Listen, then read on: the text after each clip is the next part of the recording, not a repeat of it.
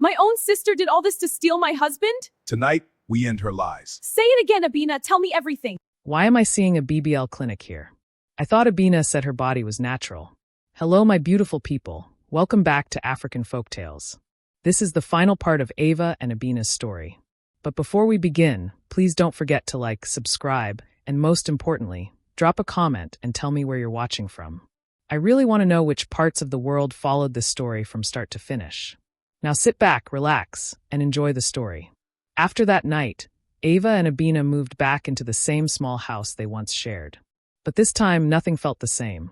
Ava became quiet, withdrawn. She barely slept. The only thing that kept her going was the baby growing inside her. And for the first time in her life, Abena had to play the role she never wanted, the role of her sister's comforter. Her plan B had worked, but her heart still craved plan A. She still fantasized about one thing, Kofi choosing her. Now all she could do was wait, hope, and pray that Kofi would finally fall for her, now that Ava had lost everything. But Abena's problems were far from over. The loan apps, Diddy, the pressure, it was all closing in on her. Soon, that fear started showing on her face. Abena barely stayed home anymore. She moved from one friend's place to another, always terrified that someone would show up looking for her. And whenever she came home, she moved like someone being hunted. Restless, fidgety, always checking the door. Her eyes never calm, never settled. At some point, desperation pushed her to do something shameless. She tried to ask Ava for money again, but the request landed badly. Ava was already drowning in pain, and Abena quickly backed off. Whenever Ava asked why she was never around, Abena always had an excuse. I'm job hunting. That was her lie. Some nights, Abena even caught herself thinking, I should have used that money for a love charm instead of a BBL. But Ava, even in her heartbreak, noticed something was wrong. Because when your world becomes silent, you start noticing every little thing. Still, Abena dismissed her every time. Nothing is wrong. Stop overthinking. Everything is fine. But then something happened. Something that pushed Ava over the edge. One night, Ava stood by the window and saw Abena trying to sneak out. But outside the gate, someone was already waiting. Diddy. The moment Abena stepped out, the two of them started arguing. Ava couldn't hear their words, but she didn't need to. Their bodies said everything. The sharp hand gestures, the tense movement, the anger that refused to hide. And then, Diddy raised her hand, like she wanted to hit Abena. That was when fear grabbed Ava's heart. What has my sister gotten herself into? Ava's first instinct wasn't anger. It was protection. Because no matter what Abena had done, she was still her sister. And if Abena wouldn't tell her the truth, Ava would find it herself. That same night, Ava opened Abena's laptop. She expected to see threatening messages, but what she found made her blood run cold. One of the browser tabs was open, and the title read, Curvy Girl Land Clinic. Within seconds, Ava realized what it was. A cosmetic surgery clinic. A BBL clinic. Her mind immediately rushed to Abena's new figure, the one she had proudly blamed on village food and gym workouts. Confused, Ava dug deeper. Inside Abena's document app, she found heavy checkmark surgery costs, heavy checkmark flight bookings, heavy checkmark hotel expenses, heavy checkmark a full breakdown of everything. And at the bottom of the list, a final amount, 40,000 Sadies. The exact same amount Ava had sent Abena for Diddy's mother's surgery. Ava's legs went weak. The room spun. She had to sit down, holding her head as her heart raced. No, please God. Please don't let this be what I'm thinking. But deep down, Ava already knew. Her sister didn't use the money for Diddy's mother. Her sister used it to buy a new body. Ava wanted to scream. She wanted to confront Abena immediately. But she didn't. Not yet. Because she knew something now. Abena was lying about everything. And if she was lying about this, then what else was she hiding? Ava took one deep breath. And she knew exactly who she needed to see. That same day, Ava entered a taxi and headed straight to Diddy's house. When Diddy opened the door, her face changed immediately. She looked shocked. Ava forced a soft smile and said calmly, Hi, can I come in? Without wasting time on pleasantries, Ava went straight to the point. I want to see your mother, she said. After all, she had contributed a large sum toward her treatment. If the woman truly had been sick, then Ava deserved to know she was recovering. More than that, she genuinely cared. The moment the words left her mouth, Diddy's face drained of color. She's resting, Diddy stammered. She really needs sleep right now. Ava nodded slowly, but she didn't back down. Okay, she said calmly. Then give me her number. I just want to check on her myself. I want to tell her I've been praying for her. Diddy opened her mouth to argue again, but the lie was already collapsing. Her shoulders sagged. Her voice dropped into a quiet confession. My mom was never sick. The words landed like a slap. Ava froze. For a second, she couldn't even breathe. So it was a lie, she whispered, her voice barely audible. Diddy immediately rushed to defend herself, panic and frustration pouring out. It wasn't my idea, she snapped. Abena dragged me into it. I swear, I wasn't the mastermind. Her eyes flashed with anger, but underneath it was fear. Ava, your sister is the root of all this. That girl is a green snake in the grass. She didn't explain further. She didn't give details. And strangely, Ava didn't even ask. Because at that moment, the truth was already heavy enough. She turned around and walked out without another word. She hadn't even reached the end of the street when her phone rang. Her heart jumped. For a split second, she thought it was Abena. But when she checked the screen, it was Kofi. Ava hesitated, then answered. Ava, it's me, Kofi said quickly. I know you blocked my other number. That's why I'm calling from this one. Please just listen to me. His voice sounded tired. Desperate. I need you to come to the house. I have proof that whatever Abena told you that night was a lie. Under any other circumstances, Ava would have refused. But after what she had uncovered that day, she couldn't ignore it anymore. Fear twisted in her stomach. Still she agreed. Because she was terrified of the truth. But she was no longer willing to live without it. When Ava arrived, Kofi didn't waste time. He stood in front of her, his eyes serious, his voice steady, but strained. Ava, he said quietly, I know your sister has poisoned your mind these past few days. Ava's face tightened. And the only reason I didn't come to you immediately, he continued, is because I refused to speak without solid proof. I didn't know how I would get it. He paused, swallowing hard.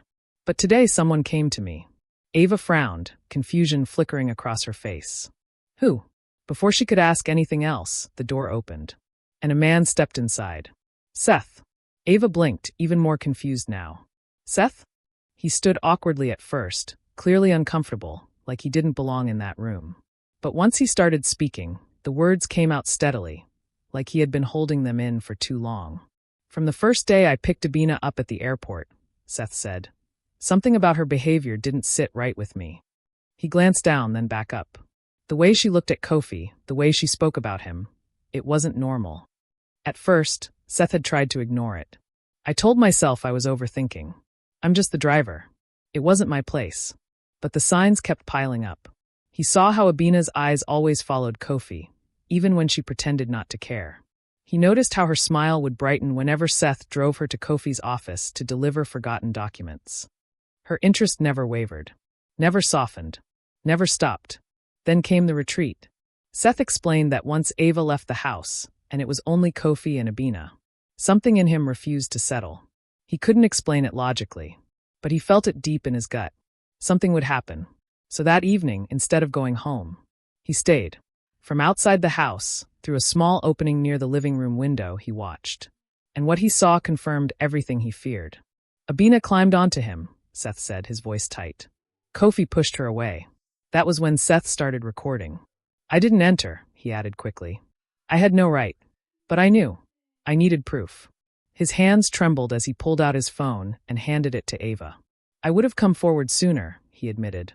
But I was scared. I didn't want to look like someone poking his nose into matters that don't concern him. Ava took the phone with stiff fingers. Thank you, she whispered. The video wasn't perfect. The angle was messy. The audio wasn't sharp. But the truth? The truth was crystal clear. Ava watched as Abena made the first move. Watched Kofi reject her. She heard Abena confess feelings she had denied so convincingly. She watched her sister kiss her husband, and then shove him away on purpose, just to make the lie believable. Ava's hands went numb. Her body went cold. She was lucky she was sitting down, because if she had been standing, she would have collapsed. Her breathing turned uneven, her chest rising and falling too fast. Kofi moved closer and wrapped an arm around her gently, trying to steady her. But Ava couldn't speak. She couldn't cry. All she could do was stare at the screen. as the final pieces of Abena's betrayal clicked into place. "My sister," Ava whispered, shaking her head slowly. "Kofi, my own sister did this, and I was too blind to even see it." The tears came without warning. This pain was worse than what she felt when Abena had shown her the edited video. Worse than the humiliation she thought had come from her husband. This felt closer to the pain of losing her parents, because in a way, she had just lost her sister too, or at least the sister she thought she had. "My sister," she repeated, as if saying it again might make it less real. "My own sister." Kofi held her and said nothing. He understood this was a grief that needed space, not noise. After a long while, Ava wiped her tears and straightened her back. "I'm done crying," she said quietly. "She doesn't deserve any more of my tears." Kofi nodded. Then he spoke again, his voice heavy with honesty. "I need to take responsibility too. I haven't been present these past months. I was distant during your pregnancy, and I see that now. And I also realized that some of my behavior may have made Abena feel bold enough to cross that line. I'm deeply sorry for that." Ava listened, then nodded slowly. "Thank you, Kofi. And I'll admit it too. I haven't been pleasant these past few months either." Silence settled between them. Finally, Kofi asked, "So, what do you want to do about Abena?" Ava's expression hardened with clarity. "I can't confront her directly," she said. "She'll deny it and twist it." She looked up at him, her eyes resolute. "So we do something drastic." Calmly, she explained her plan. That night, Abena arrived home late, as she always did. The moment she sat down, her phone rang. She glanced at the screen and nearly dropped it. "Kofi." Her heart slammed against her chest as she picked up immediately. "Kofi, hi," she said, unable to hide the excitement in her voice. On the other end, Kofi cleared his throat. He sounded like a man who had been thinking for a long time. "Abena, listen," he said carefully. "I know this may seem strange coming from me after our last interaction, but I finally see it now. I should have chosen you instead of Ava. What happened that night helped me realize that." Abena's breath hitched. "Now that she's no longer here with me," Kofi continued, "I feel like it's only right to do what my heart wants." He paused, then added, "Please, will you come and see me tonight? I'm at a hotel." For a moment, Abena couldn't speak. Her chest fluttered wildly. This was it, the moment she had waited for. Still, a thin thread of unease tugged at her, and she forced herself to ask, "So you're really going to leave my sister for me? What about the baby? Are you sure?" 100% sure. She wasn't asking because she cared. She was asking because she needed it to be real. Kofi didn't hesitate. "Yes, I'm sure," he said. "And as for the baby, we wouldn't be the first people to raise a child outside of marriage. That doesn't matter to me. All that matters is you." Abena smiled to herself. She went into her room, freshened up quickly, changed her clothes, and headed back out. As she closed the door behind her, she whispered under her breath, "Finally." The moment Abena stepped into the hotel room, she moved toward Kofi without hesitation. "I've waited so long for this," she whispered. But Kofi stepped back, raising a hand. "Wait," Abena blinked. "Remember what you said the last time we talked?" Kofi asked calmly. "That this started because you wanted my money. How am I supposed to know that's not all you want?" Her smile faltered. "I already told you I love you," she said quickly. "What else do you want?" Kofi stayed silent, as though weighing something. Then he spoke. "If you say you love me," he said, "I want to hear everything you did to get me. All of it." Abena stared at him. "Really? Is that necessary?" She gestured at herself. "Look at me. I'm here despite your initial rejection. Isn't that proof enough?" Kofi shook his head. "No. I need to hear it all. That's the only way I'll believe you." Excitement drowned out her hesitation. She was so close. Why stop now? Still, a thought crossed her mind. "How do I know you're not secretly recording me?" she asked. "What if you just want to show this to Ava?" Without a word, Kofi handed her his phone. She checked. Nothing was recording. Satisfied, Abena exhaled deeply. "Kofi," she began, "I changed my entire self for you. I got a BBL with money I took from my sister under false pretenses. Just for you." And then she told him everything. She admitted to deleting and blocking his number from Ava's phone that very first night. She confessed to the lies, the manipulation, the calculated moments meant to get his attention, both the small things and the big ones. She spared no detail. When she finished, she smiled. "But none of that matters now," she said softly, "because we finally have each other." She stepped closer. Then a loud click echoed from the bathroom. The door swung open, and Ava stepped out. "Oh, really?" Ava said bitterly. Abena froze. "Ava." Her voice cracked with disbelief. She looked from her sister to Kofi and back again. "You too, you set me up." Kofi's voice was calm. "You have a lot to explain to your sister." Then he turned and left the room. Abena turned to Ava desperately. "Ava, please, you don't understand. Let me explain." The slap came fast and sharp. Abena's cheek burned, but the pain was nothing compared to the fury in Ava's eyes. "You lying, conniving snake," Ava spat, her voice shaking. "I didn't want to believe it. I didn't want to think my own sister could plan something so cruel. Lie about your friend's mother's health just to steal my money, get a BBL, and snatch my husband." She laughed bitterly. "Honestly, I blame myself for being so naive all along." Abena straightened, her pride flaring. "Don't make me feel guilty," she snapped. "My life hasn't been easy. I was only trying to claim the happy ending I deserved." "Claim what you deserved," Ava repeated, her voice cracking. "You think trying to steal my husband was justice? This was vindictive and cruel. Did it ever occur to you what this would do to me? How it would hurt your own sister?" Abena laughed bitterly. "Of course it's easy for you to judge. You don't know what it feels like to grow up unloved by your parents." Tears filled Ava's eyes. "What our parents did to you was wrong," she said softly. "I agree, but it wasn't my fault. And I tried, since we were children, to show you I loved you. I always saw you as treasured." She steadied herself. "Did you ever feel any guilt? Even once?" Abena met her gaze. "No." Ava nodded slowly. "Then there's nothing left to say," she said coldly. "Looking at you now, I see you for who you really are. A desperate and insecure soul who thought changing her body would earn her a man." Her voice dropped, sharp and final. "I don't even feel angry anymore. I just feel sorry for you." She turned toward the door. "I hope you enjoy that BBL," she said without looking back, "because it's the last thing you'll ever get from me. I don't want to see you or hear from you again." With that, Ava turned and walked out, leaving Abena alone in the room, stunned, furious, and trapped in silence. After that night, everything fell apart. Abena was cut off emotionally and financially.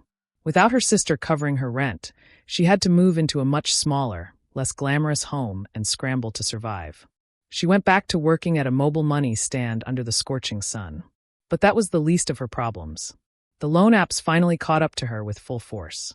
They posted her pictures all over social media, calling her a scammer and a thief. And Diddy, still angry and still owed, went full influencer mode. She uploaded a 10-part storytime exposing everything Abena had done. The lies, the manipulation, the money collected under false pretenses, and the BBL done to seduce her sister's husband. The videos went viral. Some people dragged Diddy too for her involvement, but Abena suffered the worst of it. People came to Abena's mobile money stand not to patronize her, but to mock her. It became unbearable. She shut it down and took a job as a cashier in a small supermarket instead. Even so, none of it hurt as much as what she missed most. Not the money. Not the support. Ava. She missed having someone to talk to. Someone who cared enough to check in. Someone who ranted about random things, even when Abena barely listened. She missed having family. Meanwhile, Ava and Kofi rebuilt their life together. Kofi became more present and supportive during the pregnancy, and in time, Ava gave birth to twin girls. They raised them with equal love and affection, determined that nothing like the past would ever repeat itself.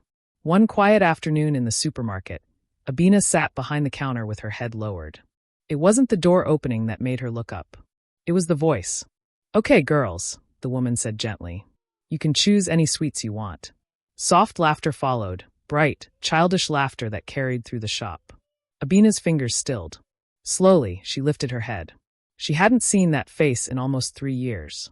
Ava looked different. There was a quiet peace about her that Abena had never seen before. And it only made Abena more aware of her own sharp edges, her exhaustion, and the restlessness she could never shake. Their eyes met. For a moment, time held its breath. The air between them grew heavy, packed with memories that neither of them wanted to touch. Ava was the first to break the moment. She looked down at her girls and said softly, "Nana, Zuri, go to the car. Let's get sweets from a different store." The twins nodded and ran off. Ava turned toward the exit. But Abena stood up and stepped in front of her. "Ava, please. Let's talk." Ava's eyes hardened. Her voice was steady. "I have nothing to say to you." Abena swallowed. "Okay," she whispered. "Then I'll talk." She took a deep breath. "I'm sorry," she said, her voice trembling. "I'm sorry for everything I did to you. You were right about what you said that night at the hotel. What our parents did to me was wrong, but it wasn't your fault. And you tried. You always tried to make me feel loved." Her voice shook as tears gathered. "Instead of healing from my pain, I became entitled and bitter. Please, I'll do whatever it takes for us to be the way we were before." Ava let out a quiet, humorless laugh. "The way we were before," she repeated. "I don't think there's anything in this world that can make things go back to that." She paused, then continued softer but firm. "I have forgiven you.